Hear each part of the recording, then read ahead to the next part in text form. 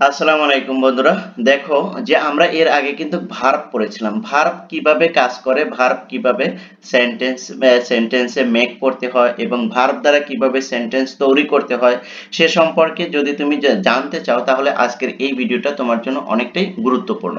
দেখো, ভার্ব ছাড়া তুমি কিন্তু কোনো সেন্টেন্স গঠন করতে পারবে না। কোনো সেন্টেন্সের ভার্ব না থাকলে সেই সেন্টেন্সটা কিন্তু সম্পূর্ণরূপে কি হবে না, গঠন হবে না এবং সেটা সেন্টেন্সের ভিতরে পড়বে না।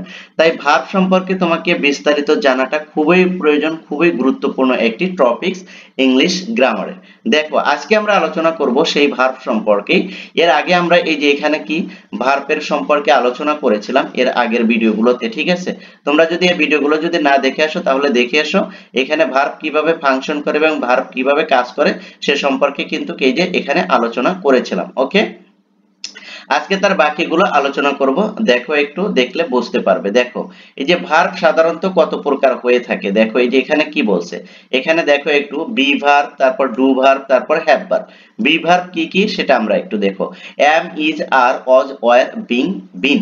ওকে, এই কয়টা 1 2 3 4 5 6 7, অর্থাৎ 1 2 3 4 5 6 7। এই সাতটাকে কি বলে? বি ভার্ব বলে। Am, is, are, was, were, have, had কি, তারপরে কি আছে হলো been, been।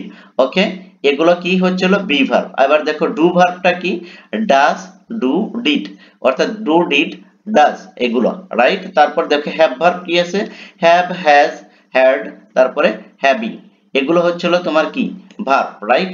এইগুলো এই যে এই ভার্ব গুলো দেখো, এই ভার্ব গুলোকে আমরা সাধারণত অক্সিলারি ভার্ব বলে থাকি, রাইট? এই ভার্বগুলোকে আমরা কি বলে থাকি? অক্সিলারি ভার্বও বলে থাকি। কিন্তু অক্সিলারি ভার্বও কিন্তু সেন্টেন্সে কিভাবে কাজ করে? মেইন ভার্ব হিসেবেও কিন্তু কাজ করে, আবার অক্সিলারি ভার্ব হিসেবেও কাজ করে। এ সম্পর্কে কিন্তু তোমাদের জানা খুবই প্রয়োজন যে কোন সময় অক্সিলারি ভার্বগুলো মেইন ভার্ব হিসেবে কাজ করে আর কোন সময় কি হেল্পিং ভার্ব হিসেবে কাজ করে, এটা কিন্তু জানতে হবে। ছোট্ট করে যদি একটু বলি, দেখো, অক্সিলারি ভার্ব হিসেবে তখনই কাজ করবে যখন এই ভার্বগুলোর পর আরেকটা মেইন ভার্ব আসবে, তখন এগুলো কি অক্সিলারি ভার্ব হিসেবে কাজ করবে। আর যখন এই ভার্বগুলোর পর যখন নাউন বা অ্যাডজেক্টিভ আসবে তখন কিন্তু সেটা কি হিসেবে কাজ করবে, কি বলে যে মেইন ভার্ব হিসেবে কাজ করবে। এতটুকু থিম যদি মনে রাখতে পারো তাহলে কিন্তু অক্সিলারি ভার্ব কোন সময় মেইন ভার্ব হিসেবে কাজ করবে আর কোন সময় হেল্পিং ভার্ব হিসেবে কাজ করবে। আমি আবারও বিষয়টা তোমাদেরকে বলে দিচ্ছি যে এই অক্সিলারি ভার্বের পরে যদি মেইন আরেকটা ভার্ব আসে তাহলে তুমি এটাকে কি ধরে নেবে? অক্সিলারি ভার্ব ধরে নেবে। আর যদি এই ভার্বগুলোর পর যদি নাউন বা অ্যাডজেক্টিভ আসে, তাহলে ভার্ব ছাড়া যদি নাউন বা অ্যাডজেক্টিভ আসে তাহলে সেটাকে তুমি কি ধরে নেবে? মেইন ভার্ব হিসেবে ধরে নেবে। এতটুকু মনে রাখলেই কিন্তু অক্সিলারি এবং মেইন ভার্বটা বোঝাটা তোমার জন্য অনেকটাই সহজ হবে। তাহলে দেখো এখানে কি বলছে, মডাল অক্সিলারি ভার্ব আর অলসো অক্সিলারি ভার্ব। দেখো, মডাল অক্সিলারি ভার্বও কিন্তু কি অক্সিলারি ভার্ব হিসেবে গণ্য। দেখো, there are can, could, may, might, must, ought to, shall, should, will and would. এগুলো সবগুলোই কি, এগুলো সবগুলোই হচ্ছিল auxiliary verb. This never change their form. আর এগুলো কিন্তু কোনো চেঞ্জ হয় না। আরেকটা জিনিস মনে রাখবে, এই ভার্বগুলো যখন আসবে তারপর কিন্তু অবশ্যই অবশ্যই অন্য ভার্বটা কি আসবে? মেইন ভার্বটার কিন্তু বেস ফর্ম হবে, এখানে কিন্তু কোনো চেঞ্জ হবে না।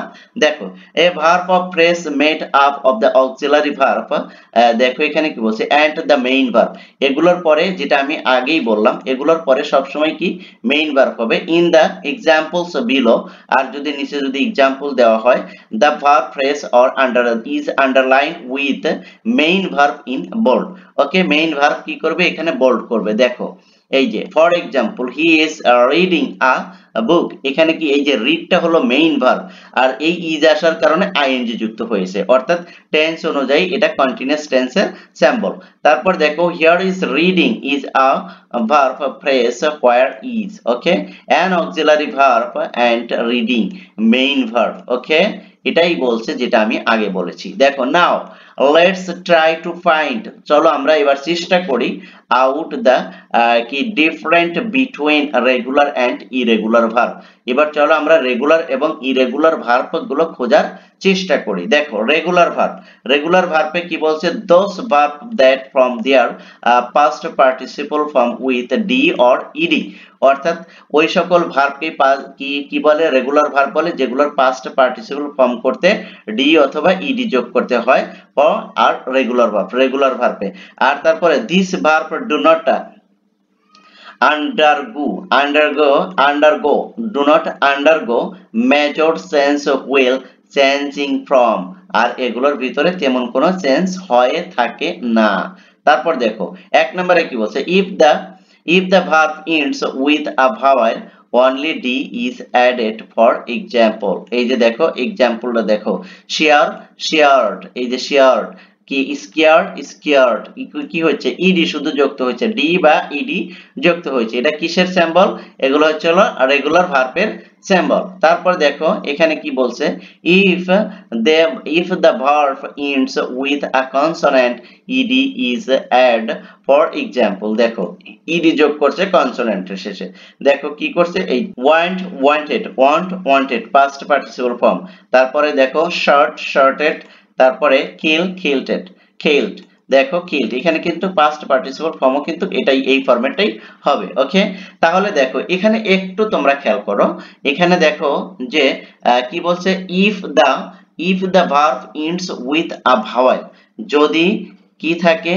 ভার্বের শেষে যদি ভাওয়াল থাকে, তাহলে রেগুলার ভার্বগুলোর শেষে আমরা কি করব, পাস্ট পার্টিসিপল ফর্ম করতে শুধু ডি যুক্ত করে দেব।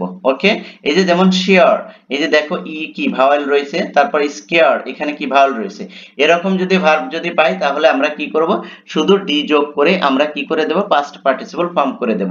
আর যদি আমরা কনসোনেন্ট পাই, যেমন if the verb end with a consonant, তাহলে আমরা কি করব, ইডি যুক্ত করব। যেমন এই যে ওয়ান্ট, এই যে টিটা কি কনসোনেন্ট, শর্ট এখানে টিটা কি কনসোনেন্ট, এই যে কিল এখানে এলটা কি কনসোনেন্ট, যার কারণে আমরা এখানে কি যুক্ত করেছি, ইডি যুক্ত করছি। তোমরা শুধু এতটুকু কনসেপ্ট রাখবে যে শব্দের রেগুলার ভার্বের শব্দের শেষে যদি ই থাকে, তাহলে সেখানে আমরা ডি যুক্ত করে কি পাস্ট পার্টিসিপল ফর্ম করব, আর যদি কনসোনেন্ট থাকে শব্দের শেষে, তাহলে আমরা ইডি যুক্ত করে পাস্ট পার্টিসিপল ফর্ম করব।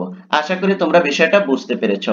এরকম ভিডিও যদি তোমাদের যদি কোনো উপকারে আসে, তাহলে অবশ্যই তোমরা কি করবে, চ্যানেলটা সাবস্ক্রাইব করবে এবং লাইক করবে এই ভিডিওগুলোতে, এই ভিডিওগুলো শেয়ার করে দিয়ে তোমাদের ফ্রেন্ড সার্কেলদের দেখার সুযোগ করে দিবে, যাতে করে তারাও এখান থেকে শিখতে পারে। আর এই ক্লাসের ভিডিওগুলো কিন্তু একদম ধারাবাহিকভাবে কি করা আছে, মেক করা আছে। যদি তোমরা প্লেলিস্টে যাও, তাহলে তোমরা তোমাদের সময় মতো এই চ্যানেলের এই ক্লাসের ভিডিওগুলো খুব সুন্দরভাবে দেখতে পারবে। ওকে, থ্যাংক ইউ সো মাচ, আল্লাহ হাফেজ।